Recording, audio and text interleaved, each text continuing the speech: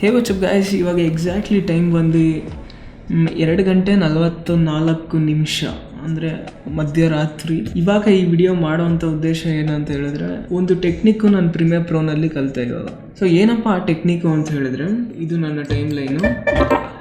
ಇಲ್ಲಿ ಈ ಕಡೆ ನೋಡಿದ್ರೆ ಒಂದಷ್ಟು ಶಾರ್ಟ್ಸ್ ಇದೆ, ಇದೆಲ್ಲ ಅನ್ವಾಂಟೆಡ್ ಶಾರ್ಟ್ಸು, ನಾನು ಯೂಸ್ ಮಾಡದೇ ಇರೋಂಥ ಶಾರ್ಟ್ಸು. ಮಧ್ಯೆ ನನಗೆ ಬೇಕಾಗಿರೋಂಥ ಶಾರ್ಟ್ಸು ಇದೆ. ಇಲ್ಲಿ ಗ್ಯಾಪ್ಸ್ಗಳಿದೆಯಲ್ಲ, ಈ ಗ್ಯಾಪ್ನ ಕ್ಲಿಯರ್ ಮಾಡಬೇಕಂದ್ರೆ ಈ ಜಾಗನ ಸೆಲೆಕ್ಟ್ ಮಾಡಿ ನಿಮ್ಮ ಕೀಬೋರ್ಡಲ್ಲಿ ಡಿಲೀಟ್ ಕ್ಲಿಕ್ ಮಾಡಿದ್ರೆ ಅದು ಡಿಲೀಟ್ ಆಗುತ್ತೆ ಅಲ್ವಾ. ಇದು ಟಿಪಿಕಲಿ ಎಲ್ಲರೂ ಇದೇ ಥರ ಡಿಲೀಟ್ ಮಾಡೋದು.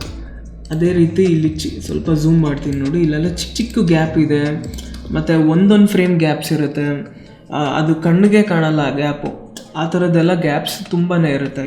ಮೇಯ್ನಾಗಿ ನೀವು ಅವರ್ಗಟ್ಟಲೆ ಫಿಲಮ್ಸ್ ಎಡಿಟಿಂಗ್ ಮಾಡೋವಾಗೆಲ್ಲ ಈ ಥರ ಜಾಸ್ತಿ ತೊಂದರೆ ಇರುತ್ತೆ. ಆ ಒಂದು ಫ್ರೇಮ್ನ ನೀವು ಡಿಲೀಟ್ ಮಾಡಬೇಕು ಅಂತ ಹೇಳಿದ್ರೆ ಓವರಾಲ್ ನೀವು ಟೈಮ್ ಲೈನ್ನೇ ಮೂವ್ ಮಾಡಬೇಕು. ಸೊ ಓವರಾಲ್ ಟೈಮ್ ಲೈನಲ್ಲಿ ನಂದೊಂದು 10 ಟ್ರ್ಯಾಕ್ಸ್ ಇರುತ್ತೆ, ಒಂದು ಸೌಂಡ್ ಎಫೆಕ್ಟ್ಸ್ ಎಲ್ಲ ಒಂದು 5-6 ಟ್ರ್ಯಾಕ್ಸ್ ಇರುತ್ತೆ.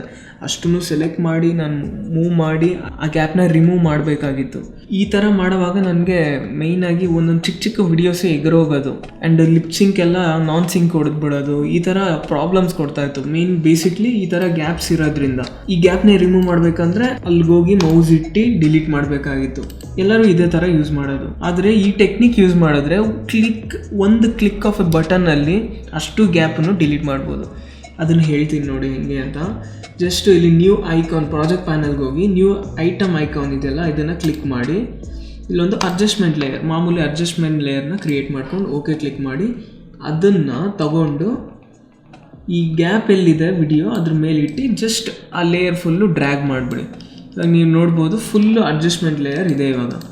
ಅದಾದಮೇಲೆ ಕೆಳಗಡೆ ಇರುವಂಥ ವಿಡಿಯೋನ ಅಷ್ಟನ್ನು ಸೆಲೆಕ್ಟ್ ಮಾಡಿ ನಿಮ್ಮ ಕೀಬೋರ್ಡಲ್ಲಿ ಆಲ್ಟನ್ನು ಕ್ಲಿಕ್ ಮಾಡಿ ಮೇಲ್ಗಡೆ ಆ್ಯರೋನ ಕ್ಲಿಕ್ ಮಾಡಿ. ಸೊ ಇವಾಗ ಅಷ್ಟೂ ಮೇಲೆ ಹೋಗಿದೆ.